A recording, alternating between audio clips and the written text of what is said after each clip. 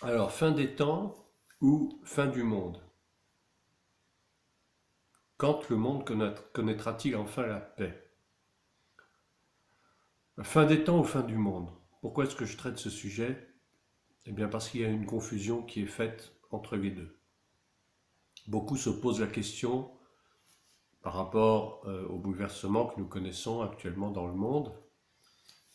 Quand je dis actuellement, en fait, ça fait déjà plusieurs décennies que ça a commencé, que les choses commencent à aller très mal.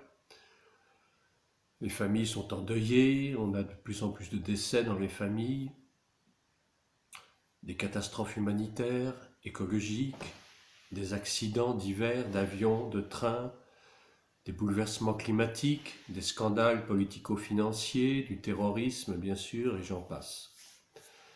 On entend partout c'est la fin du monde, c'est la fin du monde. Eh bien je dis non, ce n'est pas encore la fin du monde, elle n'est pas pour tout de suite. Mais par contre, nous sommes bien dans ce que nous appellerions plutôt les temps de la fin, ou les derniers temps, la fin d'une époque, si vous voulez, la fin d'un temps, et la fin de ces temps que nous vivons actuellement, ce que la Bible appelle le temps de la grâce pour l'Église, qui a commencé avec la mort et la résurrection de Yeshua, il y a plus de 2000 ans maintenant. Ce temps de la grâce, effectivement, est bien en voie d'achèvement. C'est le temps de l'Église, c'est aussi le temps des nations, car si les nations subsistent encore, c'est à cause de l'Église. Et s'il existe, et si l'Église existe, c'est grâce à Israël. En réalité, tout est lié, l'Église, le monde et Israël sont liés.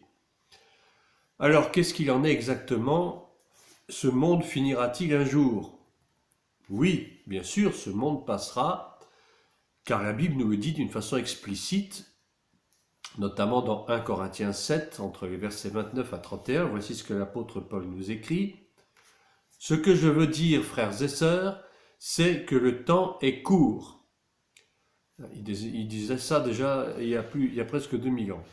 « Désormais que ceux qui ont une femme soient comme s'ils n'en avaient pas, ceux qui pleurent comme s'ils ne pleuraient pas, ceux qui se réjouissent comme s'ils ne se réjouissaient pas, ceux qui achètent comme s'ils ne possédaient pas, et ceux qui jouissent de ce monde comme s'ils n'en jouissaient pas, car le monde dans sa forme actuelle passe. » J'insiste sur cette dernière phrase, car le monde dans sa forme actuelle passe.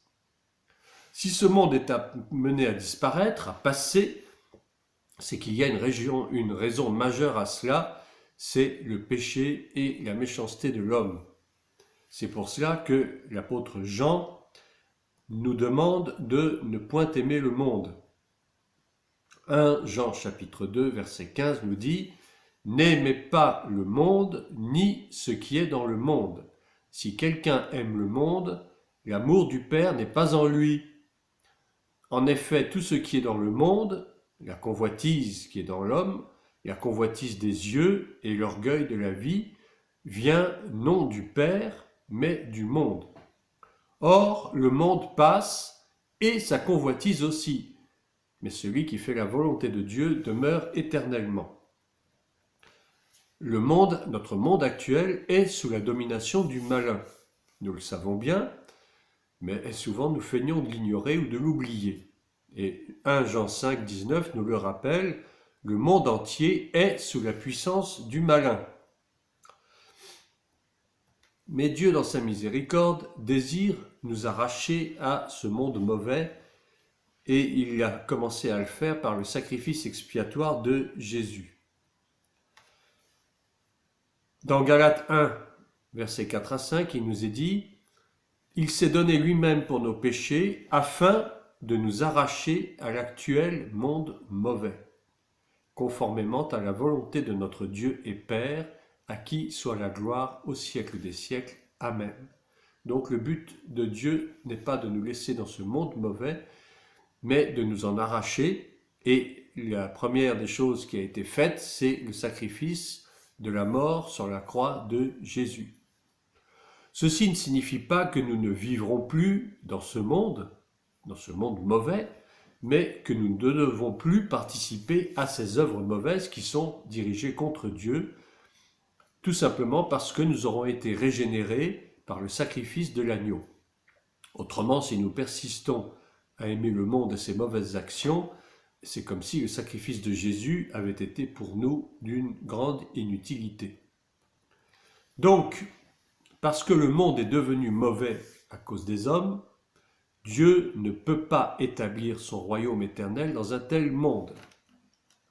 Il faut donc que ce monde soit détruit, et il le sera certainement, mais pas tout de suite. Il le sera à la fin du glorieux millénium du règne de Jésus-Christ après la grande tribulation. Certes, la terre sera renouvelée et régénérée pour le millénium, ça nous est dit dans la Bible, mais elle existera encore sous cette forme actuelle. La ville de Jérusalem sera la capitale du monde, où Christ habitera et d'où il dirigera les nations avec un sceptre de fer, ce que nous dit la parole. Cela a déjà été prophétisé par Ésaïe, en Ésaïe 65, versets 17 à 23. En effet, je crée un nouveau ciel et une nouvelle terre. On ne se souviendra plus des premiers événements, ils ne viendront plus à l'esprit. Réjouissez-vous plutôt et soyez dans l'allégresse à cause de ce que je crée, car je crée Jérusalem pour qu'elle soit une source d'allégresse, et son peuple pour qu'il soit une source de joie. Alors, question, quand sera la fin du monde? En tout cas, je peux vous dire qu'elle n'aura certainement pas lieu très prochainement, comme se plaisent à le faire croire certains scientifiques mal éclairés, ou même certains médias peu scrupuleux, qui aiment répandre des mensonges ou des contre-vérités, puisqu'ils ne connaissent pas la parole de Dieu. En fait, ce qu'on appelle communément et à tort fin du monde n'est pas la fin du monde, mais la fin des temps, qui est la période pendant laquelle aura d'abord lieu une guerre mondiale, celle qu'on appelle la guerre de Gog et Magog, dirigée par les nations arabes, avec la Chine et la Russie en tête, contre Israël. Cette guerre qui sera freinée par l'arrivée de l'Antéchrist, qui fera signer un traité de paix entre Israël et les nations arabo-musulmanes, puis s'ensuivra la fameuse grande tribulation de 2 fois 3 ans et demi, précédée de peu par l'enlèvement de l'Église, mais là je suis très prudent, parce que les avis sont très différents, je n'entrerai pas trop dans le détail par rapport à l'enlèvement. D'aucuns ne croient pas à l'enlèvement, pensent que c'est une mauvaise lecture de la Bible. D'autres disent que l'enlèvement aura lieu juste avant la tribulation. D'autres encore disent que l'enlèvement aura lieu juste après le début de la tribulation ou au milieu de la tribulation. Je ne donnerai pas d'avis précis sur la façon ou la date de l'enlèvement, c'est impossible, on ne peut pas le dire puisque nul ne sait ni le jour ni l'heure. Ce qui est sûr, c'est que personnellement, je crois qu'il y aura un enlèvement de l'Église. Il suffit de lire 1 Thessaloniciens 4 entre les versets 13 et 17 pour s'en convaincre, ou alors c'est que le mot enlèvement ne veut pas dire ce qu'il veut dire. Et à ce moment-là, chacun y va de sa propre théorie. Enfin, aura lieu donc le millénium, c'est-à-dire le règne de Christ sur les nations, à l'issue de la bataille d'Armageddon qui opposera les rois des nations menés par l'Antéchrist à Christ lui-même. Et cette bataille d'Armageddon, on en parle dans Apocalypse 16, verset 16. Ensuite aura lieu finalement le jugement dernier par Christ, tel que nous révèle Apocalypse 20, entre les versets 11 à 15. Puis enfin, la nouvelle Jérusalem descendra du ciel et prendra sa place sur la nouvelle terre pour l'éternité, Apocalypse 21, et ce sera là notre demeure éternelle. C'est cela en fait la fin du monde, lorsque le jugement final aura eu lieu et que les cieux et la terre actuelle auront disparu complètement pour faire place à notre résidence éternelle, c'est-à-dire la nouvelle Jérusalem.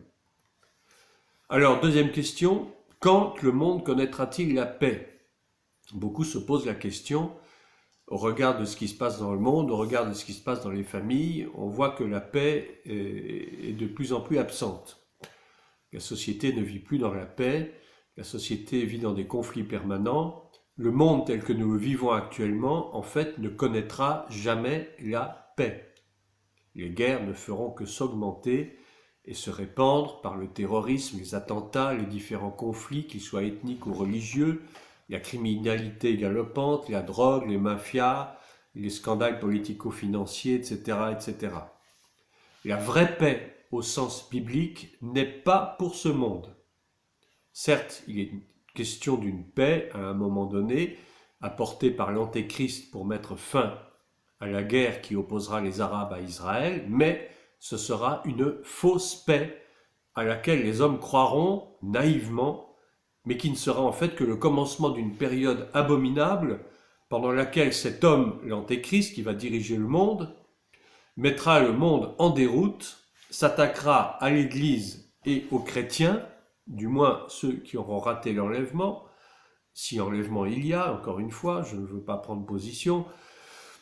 Il y aura des persécutions diverses, et particulièrement sur le peuple d'Israël, ce que la Bible appelle le temps d'angoisse pour Jacob, qui a été prophétisé en Jérémie 30, verset 7, et dont parle déjà Genèse 48, 16, et qui concerne les tribus d'Éphraïm et de Manassé, ainsi que leurs descendants. Le prophète Daniel lui-même avait aussi parlé de cette période prophétisée pour les temps de la fin.